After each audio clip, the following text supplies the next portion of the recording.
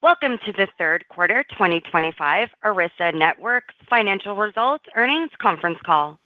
During the call, all participants will be in a listen-only mode. After the presentation, we will conduct a question-and-answer session. Instructions will be provided at that time. If you need to reach an operator at any time during the conference, please press star key followed by 0. As a reminder, this conference is being recorded and will be available for replay from the Investor Relations section on the Arista website following this call. Mr. Rudolph Aruja, Arista's Head of Investor Advocacy, you may begin. Thank you, Krista. Good afternoon, everyone, and thank you for joining us. With me on today's call are Jayshree Ullal, Arista Networks Chairperson and Chief Executive Officer, and Chantelle Breithaupt, Arista's Chief Financial Officer. This afternoon, Arista Networks issued a press release announcing the results for its fiscal third quarter ending September 30th, 2025. If you want a copy of the release, you can access it online on our website. During the course of this conference call, Arista Networks management will make forward-looking statements, including those relating to our financial outlook for the fourth quarter of the 2025 fiscal year, longer-term business model and financial outlooks for 2026 and beyond, our total addressable market and strategy for addressing these market opportunities, including AI, customer demand trends, tariffs and trade restrictions, supply chain constraints, component costs, manufacturing output, inventory management, and inflationary pressures on our business, lead times, product innovation, working capital optimization, and the benefits of acquisitions, which are subject to the risks and uncertainties that we discuss in detail in our documents filed with the SEC, specifically in our most recent Form 10-Q and Form 10-K, and which could cause actual results to differ materially from those anticipated by these statements. These forward-looking statements apply as of today, and you should not rely on them as representing our views in the future. We undertake no obligation to update these statements after this call. This analysis of our Q3 results and our guidance for Q4 2025 is based on non-GAAP and excludes all non-cash stock-based compensation impacts, certain acquisition-required charges, and other non-recurring items. A full reconciliation of our selected GAAP to non-GAAP results is provided in our earnings release. With that, I will turn the call over to Jayshree. Thank you, everyone, for joining us this afternoon on our third quarter 2025 earnings call. Arista continues to drive its 19th consecutive record quarter of growth in this AI era. We achieved almost $2.31 billion this quarter, with software and services contributing approximately 18.7% of revenue. Our non-GAAP gross margin of 65.2% was influenced by favorable mix and inventory benefits. Americas was strong at almost 80% and international at approximately 20%. On September 11th at our Analyst Day, we showcased both networking for AI and AI for networking with our continued momentum across our data-driven network platforms. Unlike many others, our Etherlink portfolio highlights our accelerated networking approach, bringing a single point of network control for zero-touch automation, trusted security, traffic engineering, and telemetry to dramatically improve compute and GPU utilization. Superior AI networks from Arista improves the performance of AI accelerators. Of course, we interoperate with NVIDIA, the worldwide market leader in GPUs, but we also recognize our responsibility to create a broad and open ecosystem, including AMD, Anthropic, ARM, Broadcom, OpenAI, Pure Storage, and VAST Data, to name a few, and build that modern AI stack of the 21st century. This stack includes the trio of compute, memory storage, and a solid network foundation to run training and inference models. Our stated goal of 1.5 billion AI aggregate for 2025, comprising of both back-end and front-end, is well underway. We are now committed to 2.75 billion out of our new target of 10.65 billion in revenue, representing 20% revenue growth in 2026. We are experiencing momentum across cloud and AI titans, neocloud providers, and the campus enterprise. The demanding scale of AI build-outs is clearly unprecedented as we look to move data faster across multiplanar networks. People and leadership are key to our success, and to that end, we announced Todd Nightingale as our President and Chief Operating Officer last quarter. This time, we want to celebrate the promotion of Ken Duda, our President and Chief Technology Officer, not only of engineering, but our top AI and cloud segment of customers as well. Ken, as many of you know, has been a champion of architecture, innovation, and culture since founding Arista over 20 years ago. Ken, would you like to say a few words? Oh, thanks, Jayshree. I would like to. One of the best things about working at Arista is getting to build some of the most ambitious networks ever built. Ultra-low latency trading networks, global scale cloud networks, and most recently, multi-petabit AI networks. Our success in AI has many sources.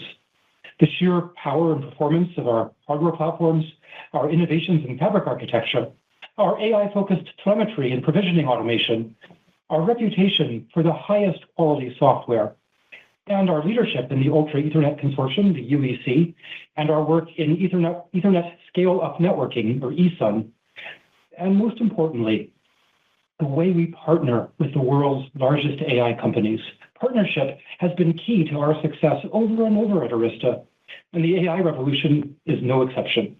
In addition to being a lot of fun, these partnerships benefit our company, both through the sheer revenue opportunity, but also in providing us with the opportunity to learn and innovate at the edge of what's possible. We can then apply what we've learned to bring solutions to the broader networking market, helping a much larger and more diverse customer base build the most advanced and reliable infrastructure in the industry.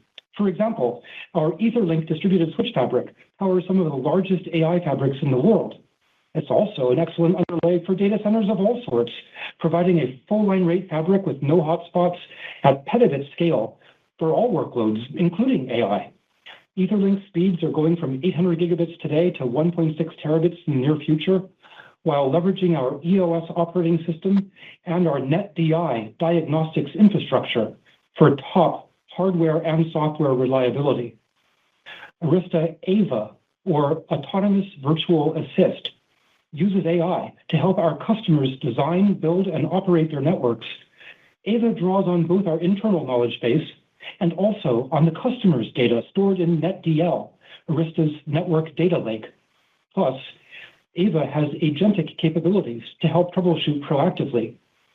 Other recent innovations include SWAG, a switch aggregation technology that provides the features of campus stacking, along with fault containment and in-service software upgrades for maximum uptime. By running a common EOS and common NetDI platform across so many use cases, we are able to maintain alignment between our different market segments, leveraging central engineering investments efficiently as we pursue cloud, enterprise, and AI markets simultaneously. I am so grateful for the opportunity to lead the Arista engineering and cloud teams in an era with so many exciting opportunities. Thank you, Ken, and congratulations on a fantastic 21-year career, a very well-deserved promotion at Arista. You have always built the always-on resilient leaf-spine architecture, both now for networking for AI workloads and AVA to bring AI to networking. At Oracle AI World, Ken was invited to formally announce our collaboration with Oracle Acceleron. This builds upon a decade of partnership with Oracle, starting with our Exadata migration from InfiniBand to Ethernet for AI networks to Rocky, RDMA over converged Ethernet, and now multiplanar networking across cloud AI for on-time job completion in gigawatt-scale AI data centers.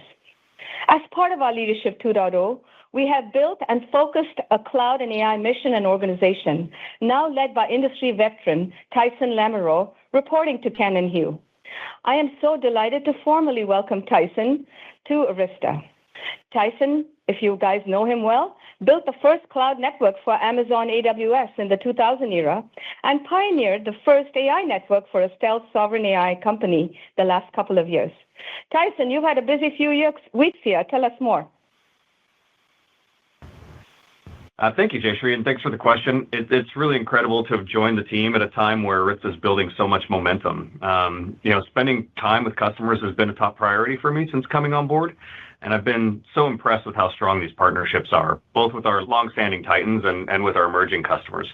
We're deeply engaged with them on next-gen architectures for their cloud networks, front-end, back-end, scale-up, scale-out, and scale-across. I mean, really everywhere.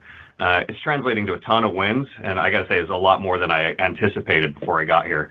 I really love our continuing commitment to open standards and innovation like ESUN and UEC, and of course the practical here, now, and always problems that we're addressing by building the hardware, systems, software, everything that delivers exceptional power efficiency, reliability, density, visibility, and manageability for our customers. I think my background as a builder and operator are really well suited to helping the team anticipate customer needs and delivering the right products for them. I guess the last thing I'd highlight is the culture. I mean, it's just tremendous. The customer focus, commitment to quality, innovation, and operational excellence are top notch here and have made me feel right at home. Thanks, Jayshree. Back to you. Thank you, Tyson, and welcome home. With Tyson's credentials and track record, Arista is really poised to address multiple facets of the cloud and AI innovation at a system-wide level, converging silicon, hardware, software, cables, optics, and racks as an overall platform. At the Optical Compute Conference, OCP, Arista unveiled its first Ethernet for Scale-Up Networks, or ESUN specification, along with important 12 industry experts.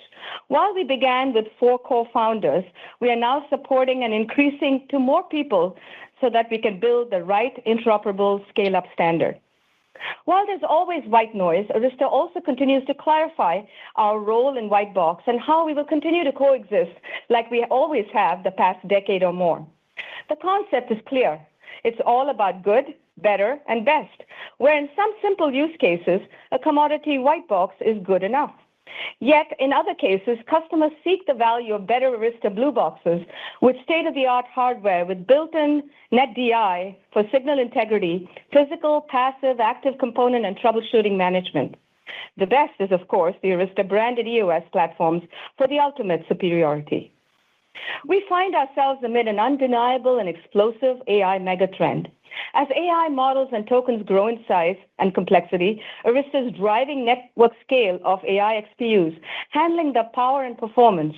Basically, the tokens must translate to terawatts, teraflops, and terabits. We are experiencing a golden era in networking with an increasing TAM now of over $100 billion in forthcoming years. Our centers of data strategy, ranging from client to branch to campus to data and now cloud and AI centers, is a very consistent mission for the company. We will continue to invest in our customers, our leaders, our partners, and certainly most of all, our innovative technology. And with that, Chantelle, I'd like to hand it to you as our CFO for financial specifics. Thank you, Jayshree. It is great to see the broadening of the AI ecosystem, and I am excited for Arista to be an innovative leader in it. Turning now to Q3 performance, total revenues were $2.3 billion, up 27.5% year over year, above our guidance of $2.25 billion. This was supported by strong growth across all of our product sectors. International revenues for the quarter came in at $468.3 million, or 20.2% of total revenue, down from 21.8% in the prior quarter. The overall gross margin in Q3 was 65.2%, above our guidance of 64%, down from 65.6% last quarter and up from 64.6% in the prior year quarter. The year-over-year gross margin improvement was primarily driven by strength in the enterprise segment. Operating expenses for the quarter were $383.3 million, or 16.6% of revenue, up from last quarter at $370.6 million.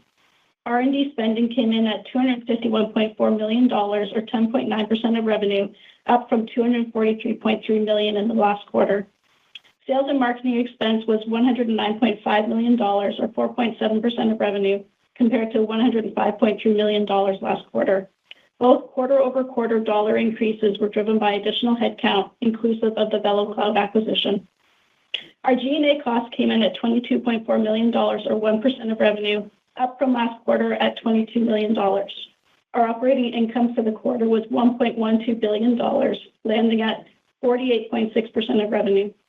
Other income and expense for the quarter was a favorable $98.9 million, and our effective tax rate was 21.2%. This resulted in net income for the quarter of $962.3 million, or 41.7% of revenue. Our diluted share number was 1.277 billion shares, resulting in a diluted earnings per share number for the quarter of 75 cents, up 25% from the prior year. Now on to the balance sheet. Cash equivalents, and investments ended the quarter at $10.1 billion. Of the $1.5 billion repurchase program approved in May 2025, $1.4 billion remains available for repurchase in future quarters.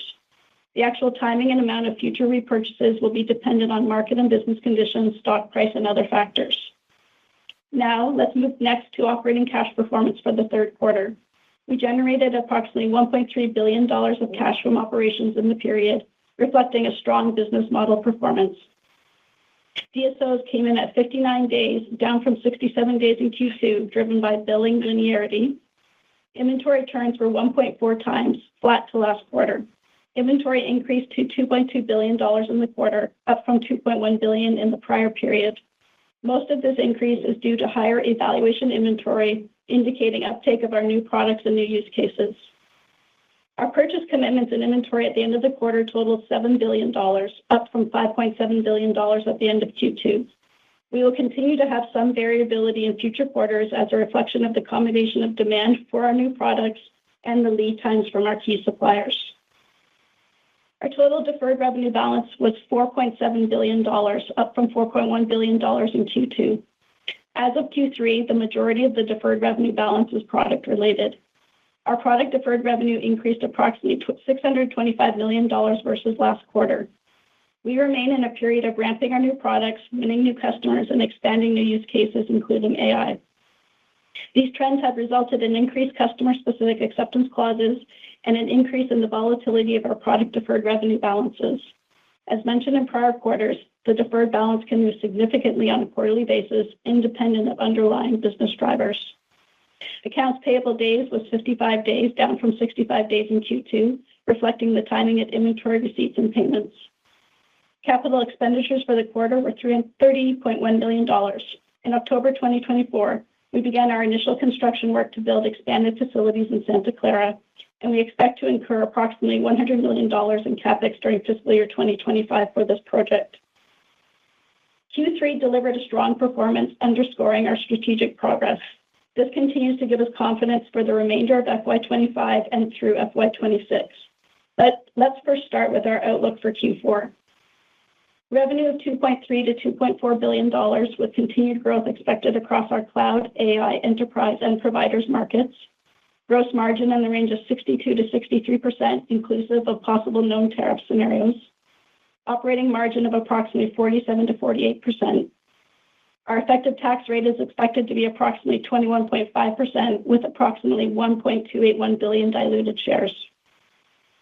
Incorporating this Q4 outlook, our guidance for FY25 is as follows: full-year revenue growth of approximately 26% to 27%, or $8.87 billion at the midpoint.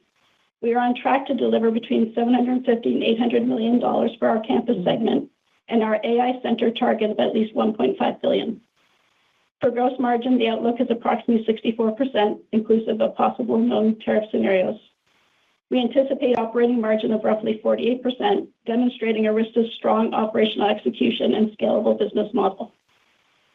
Our outlook for FY26, presented at our September Analyst Day, remains relatively unchanged. Full-year revenue growth of approximately 20%, now at a higher dollar amount of $10.65 billion, inclusive of both a campus target of $1.25 billion and an AI center target of $2.75 billion. For gross margin, a range is expected of approximately 62% to 64%, driven by customer mix. And for operating margin, an outlook of approximately 43% to 45%, allowing for investments in relation to achieving the strategic goals of Arista. In closing, the momentum continues. The breadth and depth of our customer interactions have never been stronger nor more exciting. In true Arista style, we remain pragmatic, yet are aware of the potential over the next few years. I wish to extend a warm welcome to Tyson. We are thrilled that you have joined our team, and congratulations to Ken on the well-deserved promotion. I will now turn the call back to Rudy for Q&A. Thank you, Chantelle. We will now move into the Q&A portion of the Arista earnings call. To allow for greater participation, I'd like to request that everyone please limit themselves to a single question. Thank you for your understanding. Krista, please take it away. Thank you. To ask a question during this time, simply press the star and then the number 1 on your telephone keypad. If you would like to withdraw your question, press the star and then the number 1 again. Please pick up your handset before asking questions to ensure optimal sound quality. Your first question comes from the line of Tal Liani with Bank of America. Your line is open. Hi. I want to ask about the sequential or the guidance, and it's more fundamental question, but I'll back it up with numbers. If you look at last year, the growth was very consistent. Kind of the last 3 quarters of the year, the sequential growth rate is between 6.5%, 7.5%. When you look at this year, you started with 10% growth in 2Q, and it goes to 5% and now only 1.6%. So there is deceleration. And the question is, what are the underlying drivers for the deceleration? What do we need to take from it for next year? What does it mean? And should we be concerned about the growth going forward? Thanks. Thanks, Tal. First of all, to answer your last line, there is no concern on our demand. I think the shipments and the revenue follows based on our supplies. So if we're able to make the shipments, then the revenue, as you saw in Q2, went right, blew past any of our guidance, right? However, there are times we can't ship everything despite the demand. And so you're accordingly seeing that. I wouldn't read too much into the quarterly variances, but I would say we have never felt more strongly about the demand aspect of this, reflected in the continued commitment to 20% growth, even though the number keeps increasing from 8.75 to now 8.87. So no change in demand, some variation in shipments. Got it. Your next question comes from the line of Aaron Rakers with Wells Fargo. Please go ahead. Your line is open. Yeah, thanks for taking the question. I'll stick to kind of the model as well. I'm curious, when I look at the gross margin guidance for this quarter, I think it was 62 to 63%. I guess if we were to assume that your services gross margin stays consistent at 81, 82%, it would seem to imply that product gross margin falls below 60%. So I guess the question is, can you unpack the gross margin drivers in this quarter in terms of the guidance? How much is tariff related, or is there, is there other dynamics to consider, and does that change kind of the expectation as we look forward? Thank you. Okay, sure, Aaron. First of all, I think you're overestimating our services and software margin, but be that as it may, we do have a mix of product margin where it's significantly below 60 with our cloud and AI titans driving the volume, and higher, obviously, for the enterprise customers, the average of which, together with services, is yielding that number. So when the mix tilts heavily towards the cloud and AI, you can expect some pressure on our gross margins. But overall, I think we manage it very well. The manufacturing team, now led by Todd, does a fantastic job here. So again, the discipline and mix plays well together, but I don't think it's any change from prior years, where when we have a heavy mix of AI and cloud, we feel it in our gross margins. Yeah, the only thing I would add to that is I wouldn't assume to the last part of your question that it insinuates or offers a new model going into next year. This is a normal part of our mixed conversation and well within the guide that you've seen us perform at these levels before. Your next question comes from the line of Michael Ng with Goldman Sachs. Please go ahead. Hi, good afternoon. Thank you for the question. I was wondering if you could just talk about Arista's positioning as we move into more full rack solutions. Is this going to be more of a partnership model? How do you think about addressing this, I guess, a growing convergence between compute and networking? Thank you very much. Michael, that's a very good question. First of all, as you heard an analyst say, Andy Bechtolsheim is personally driving, along with the hardware team, a significant number of these racks. I think at any given time, we have 5 to 7 projects with different accelerator options. Obviously, NVIDIA is the gold standard today, but we can see 4 or 5 accelerators emerging in the next couple of years. Arista is being sought to bring all aspects, the cabling, the co-packaging, the power, the cooling, as well as the connection to different XPU cartridges, if you may, as the network platform of choice in many of these cases. So we are involved in a lot of early designs. I think a lot of these designs will materialize as the standards for Ethernet are getting stronger and stronger. We now have a UEC spec. You heard me talk about the scale-up Ethernet stacks, ESUN, where we can bring different work streams onto the same Ethernet headers, transport headers, data link layer, et cetera. So I think a lot of this will be underway in 2026 and really emerge in 2027 as scale-up Ethernet becomes a more important part of that. In terms of how we will gain more recognition or revenue, some of this will be, not the classic OEM model. They may be more the blue box JDM model, where we work with them on IP and have reference designs and offer them capabilities well beyond the network. But many of them will also entail selling the network as is in these racks. Your next question comes from the line of Atif Malik with Citi. Please go ahead. Your line is open. Hi, thank you for taking my question. Jayshree, in your prepared remarks, you mentioned large language model providers like OpenAI and Anthropic, and they have announced partnerships with your cloud titans. Can you share with us who is driving the decision-making on networking hardware on these announcements and just your commentary on your share being stable within the circle of your cloud titans? Yeah. So to answer your last question, first, Atif, our share is strong. We always, as you know, coexist with two other types of competitors. One is the bundling strategy with NVIDIA, and the other is the white box. So we have not seen any significant changes in share up or down at the moment. It's stable. Having said that, it's also a massive market, and we think rising tide rises all boats, and this boat is feeling pretty good. Now, specific to who makes the decision, it's really a combination. We intimately work with the software and LLM players because they certainly guide the design, but we also work with the cloud titans, and it's a shared responsibility between both of them. And where the responsibility for procuring the large data centers and the power and the location and the cooling is clearly done by our cloud titans, but the specifications on exactly what's required on the scale-up, scale-out network is done by the partners like OpenAI and Anthropic. So it's really a joint decision.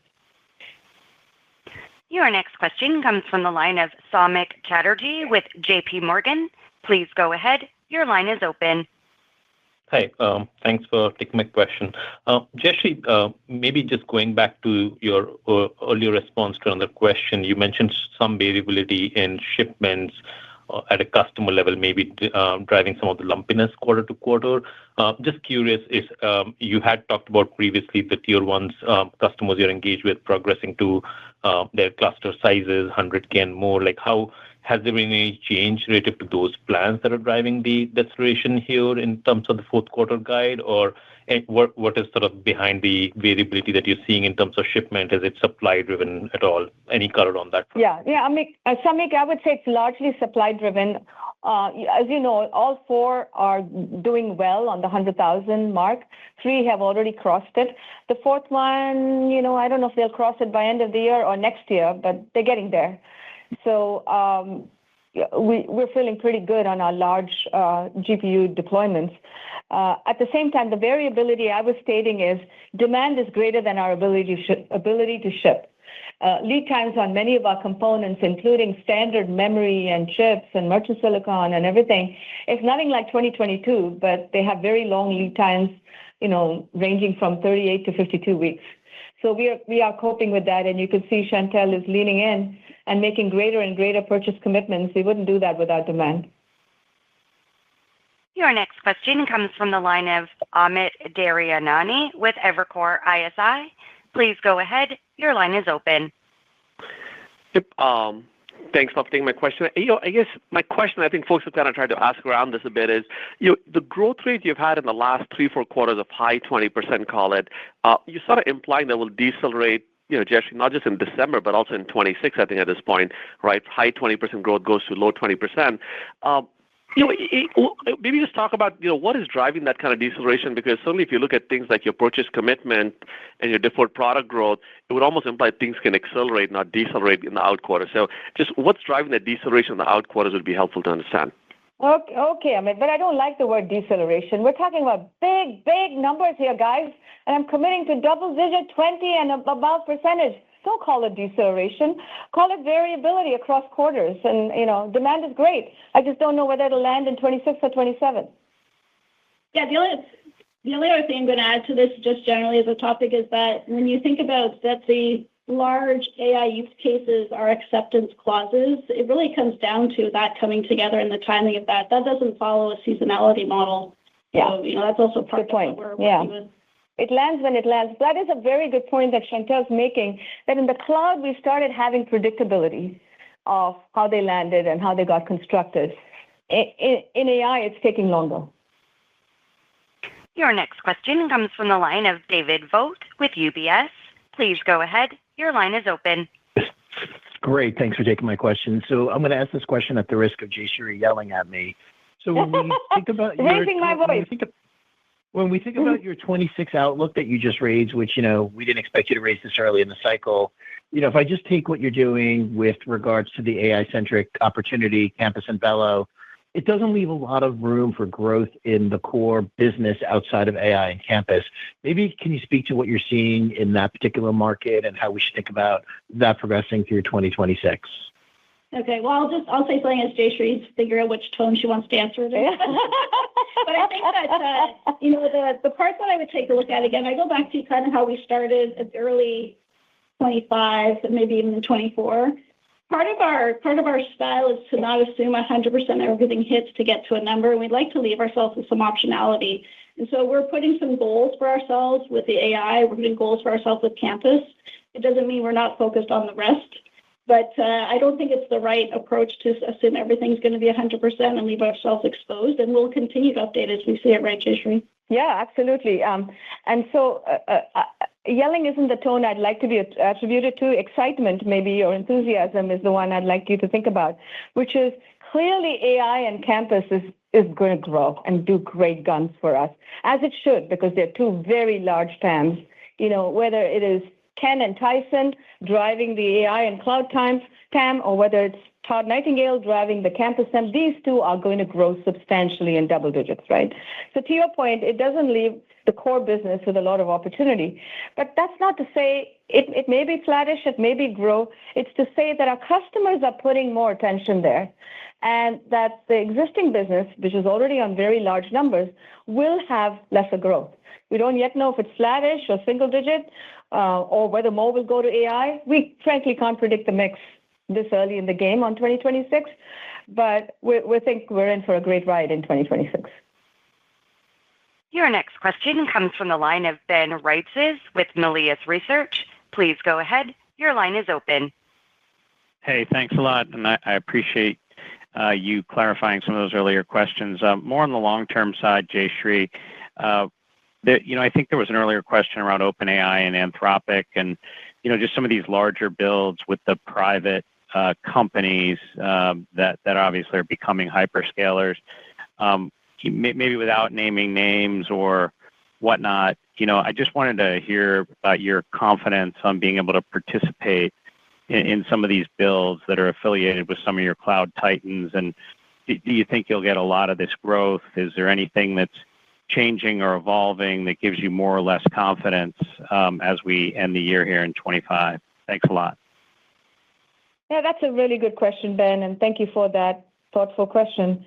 Until now, majority of how we've measured our AI success through our cloud and AI titans has been number of GPUs and how much are they installing, and can we verify that the Ethernet network works? The majority of it to date has been scale out. First, I want to reflect that there are three big use cases sitting in front of us: scale up, scale out, and scale across. Arista's participation to date has largely been in scale out. So we got two major use cases in addition, augmenting this, and that's what makes the Etherlink portfolio that Ken described so eloquently so beautiful. Now, how are these being built?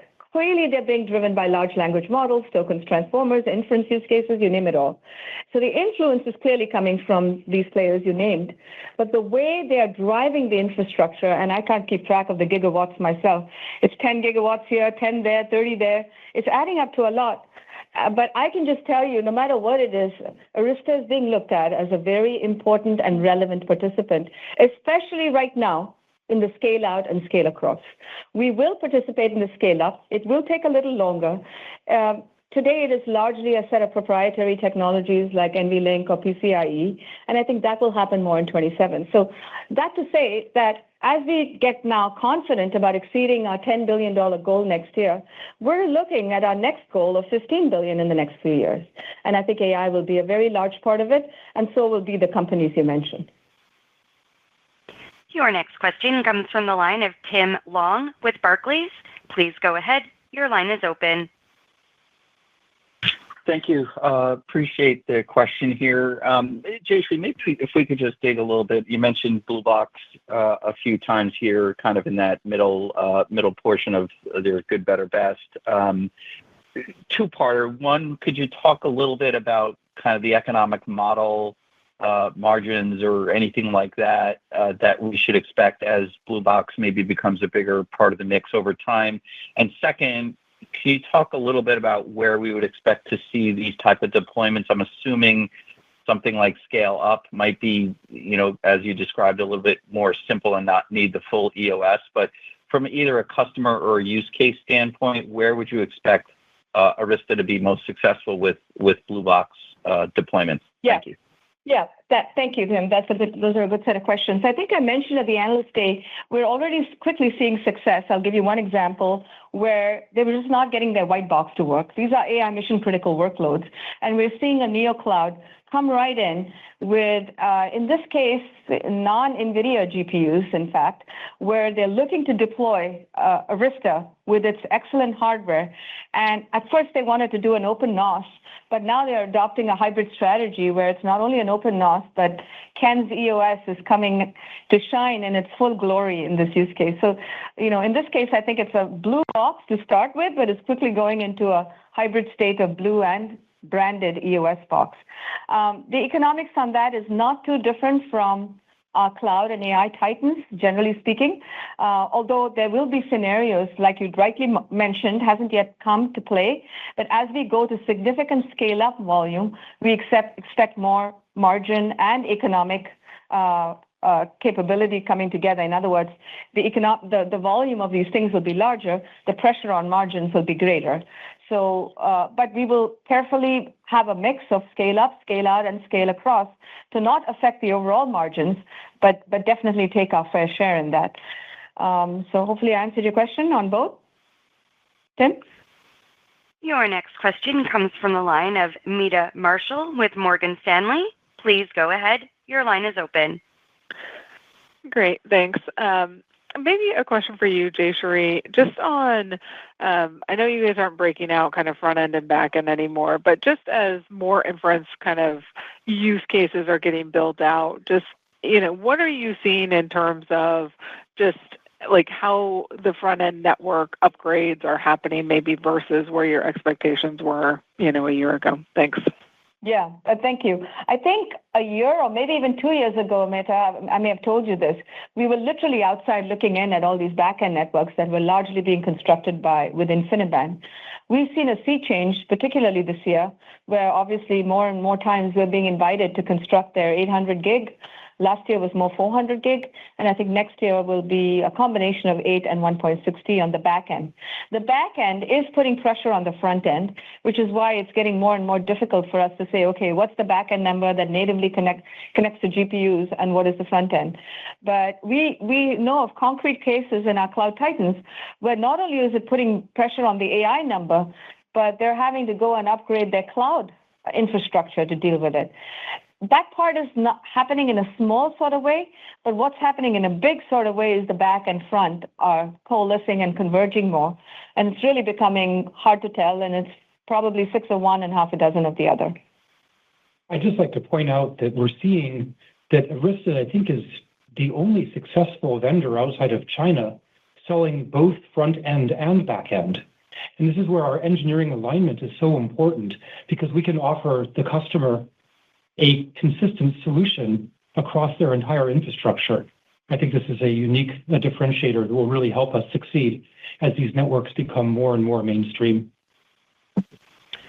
Your next question comes from the line of Karl Ackerman with BNP Paribas.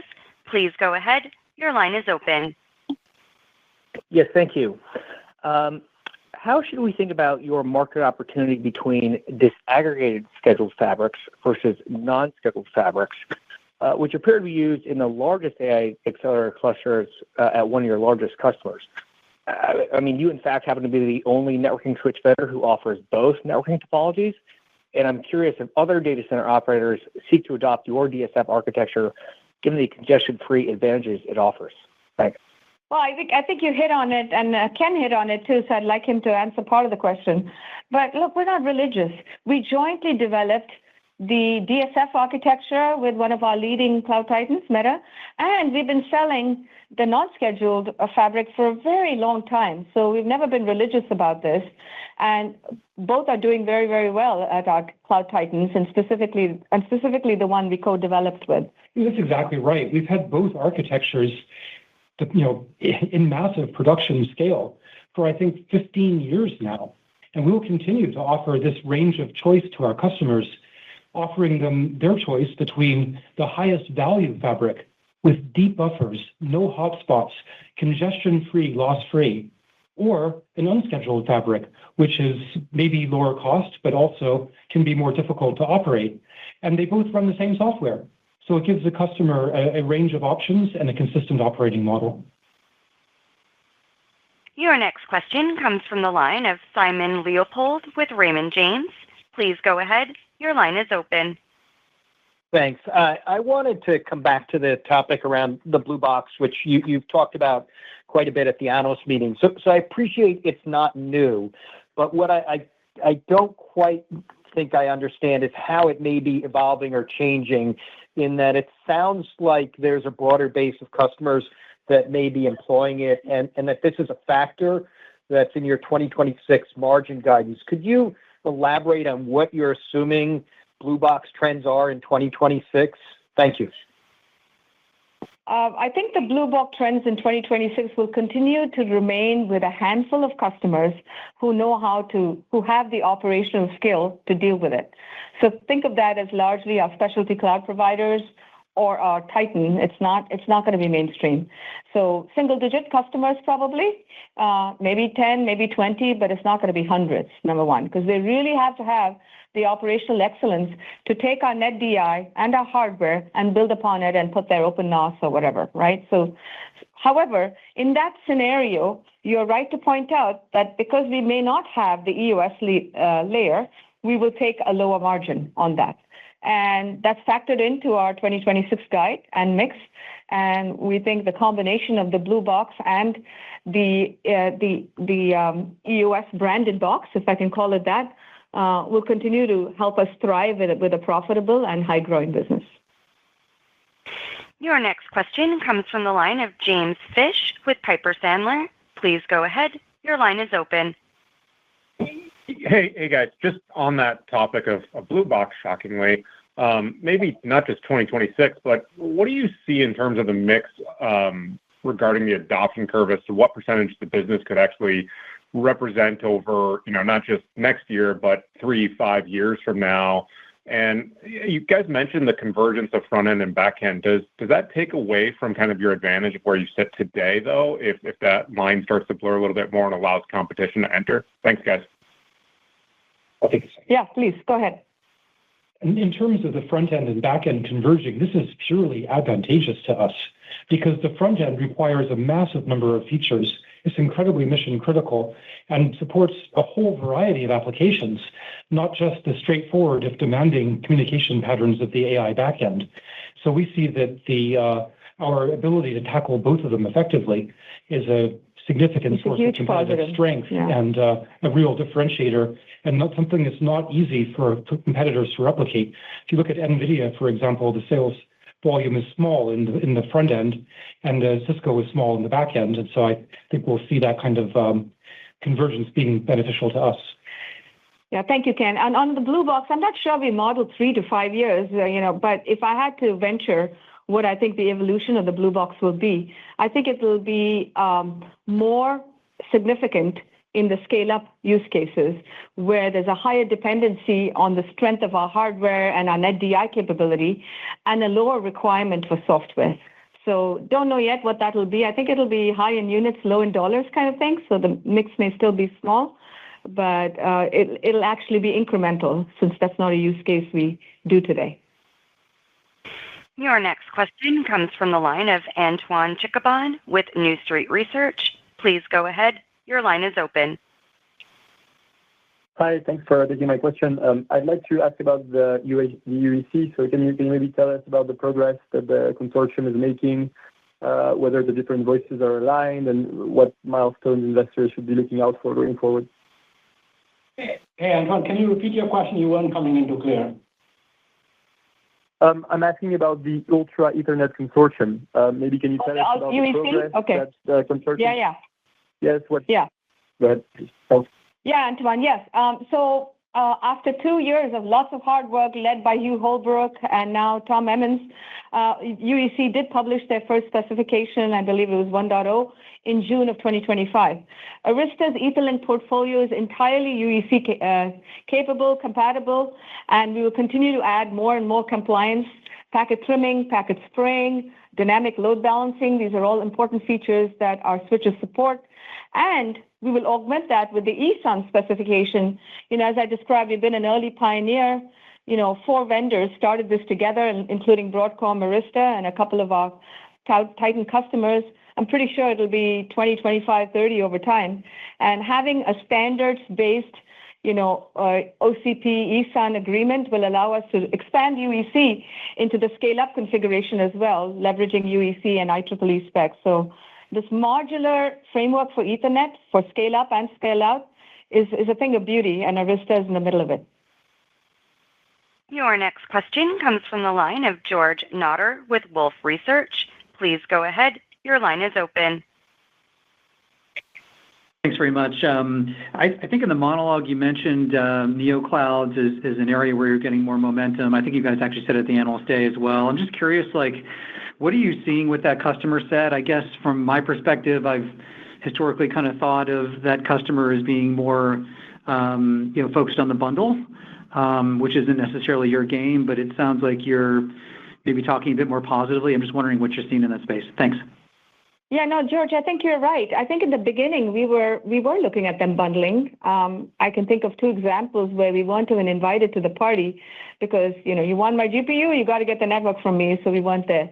But there are, leaving the 2 aside, and even I think those 2 might get open-minded over time, there are many more neoclouds worldwide coming up that are really looking for Arista's help, not only on the product, but on the network design, on the software capability. They just don't have the staff and expertise to do everything themselves, and they would rather let us, satisfy their network needs.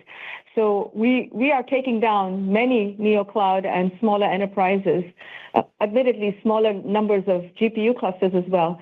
But if they start with 1,000 to a few thousand, then we're hopeful they'll grow, because the one advantage they seem to all have is colo space and power, which is, as you know, is a very prestigious asset going forward. Your next question comes from the line of Sebastian Najim with William Blair. Please go ahead. Your line is open.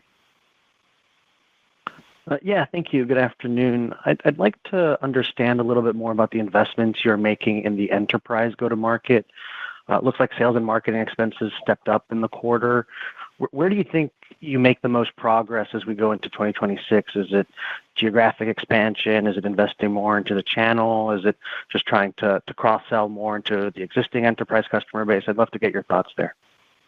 Yeah, you're hitting on a really important spot because, we really have 2 sides to our coin. On one side, the AI and cloud makes us dizzy, but we're just as excited and dizzy about the huge $30 billion TAM, and that's why we're so happy to have Todd here. We were just at an International Innovate in London that Ken, Todd, and I all got a chance to see, and the excitement and enthusiasm for a relevant, high-quality network vendor has never been higher. So indeed, we want to invest there. Todd, do you want to say a few words? Yeah, we're excited about the growth here across the board from the enterprise space, but there's 3 real dimensions we're staying really focused on. One is expansion into the campus. The VeloCloud acquisition completes our portfolio there. We're getting great traction. We're pushing extremely hard around the world. It's a ton of white space accounts for us that we haven't gotten. I think you mentioned geographic expansion. That's great. We saw good numbers in Asia this quarter. We've got a lot of opportunity, I think, to accelerate there, and we like the progress. But the last is just reaching new logos, and we're investing in our channel to really deliver that and bring us more opportunities, more at bats to find folks and introduce them to Arista for the first time. Bats is a cricket analogy. Yeah, it was cricket. Yeah, there you go. So, Sebastian, we're feeling really good, and it clearly is the other half of our numbers. Your next question comes from the line of Ryan Koontz with Needham. Please go ahead. Your line is open. Hi, this is Jeff Hobson on for Ryan Koontz. Thank you for the question. We've seen a lot of the deals with the hyperscalers or the AI model companies with new data center build-outs. Probably not a level since we've seen with the cloud build-out. So I'm just curious, is there a way to think about Arista's opportunity with new network builds versus refreshing or upgrading existing networks? Yeah, that's exactly the way to think about it, because in the past with the cloud, we rarely got to talk about gigawatts and beyond. So much of them were multi-megawatts. So these are newly constructed AI build-outs as opposed to the traditional CPU or storage-driven cloud build-outs. Of course, they will have refresh too, but frankly, they're not getting the attention. All the attention is going to the new build-outs for AI. So that's the right way to look at it. Krista, we have time for one last question. That comes from the line of Ben Boland with Cleveland Research. Please go ahead. Your line is open. Good evening, everyone. Thanks for getting me in. Jayshree, you talked a little bit about some of the tightening lead time conditions out there. I'm curious what you're seeing from these cloud customers around engineering and delivery lead times, how that has evolved, and in particular, just changes you're seeing on your confidence in delivering their needs, whatever, in the next 12, 18 months. That's it. Thank you. Ben, as you know, forecast is a very delicate science. I hardly get it right. So I do rely, as does Tyson and Ken and the whole team, on early preview and early forecasts from our large customers, without which we couldn't do proper planning. Even before they put in their purchase orders, we've got to have a good idea of what they want.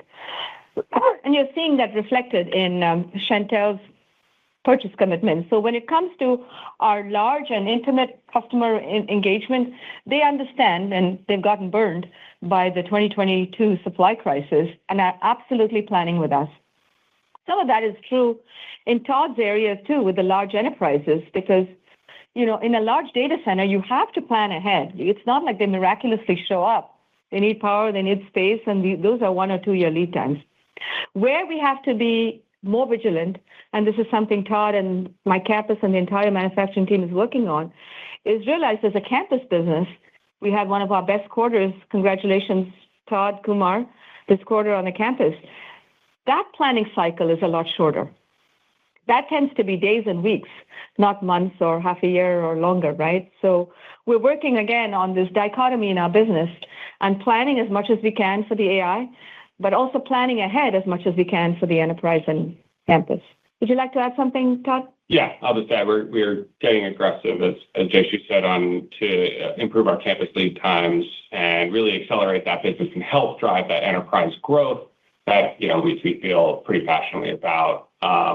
And the only other thing is that the investment here and the amount of dollars being put into purchasing, making those purchase commitments is key, and we're looking for improvement in those. Thanks, Jayshree and Todd. That concludes Arista Networks' third quarter 2025 earnings call.